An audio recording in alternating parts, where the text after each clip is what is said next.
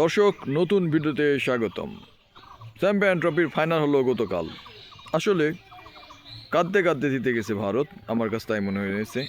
New Zealand জিতলে খুশি হতাম।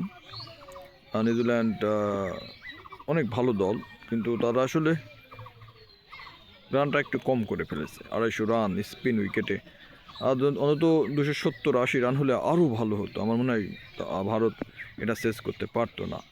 লাস্ট ওভারে কিন্তু আপনারা জানেন যে রানটা কিন্তু পূর্ণ হয়েছিল। তো আমার মনে হয় যদি ভারতকে প্রথম থেকে আর একটু ব্যাকফুটে ফেলতে পারতো নিউজিল্যান্ড, তাহলে ভালো হতো। কারণ প্রথম থেকে ভারতের ব্যাটিং কন্ডিশন খুব ভালো ছিল, যার ফলে কিন্তু আপনারা দেখতে পেয়েছেন যে রোহিত শর্মার উইকেট যদি প্রথমে পড়ে যেত, তখন কোহলি কাল খেলতে পারেনি, রোহিত শর্মা যদি প্রথমে আউট হয়ে যেত, তাহলে আমার মনে হয় খুব সহজেই নিউজিল্যান্ড ম্যাচটা জিততে পারত। কিন্তু আসলে যা হোক, নিউজিল্যান্ড ফাইনালে এভাবে মানে তারপরে দারুণ খেলেছে।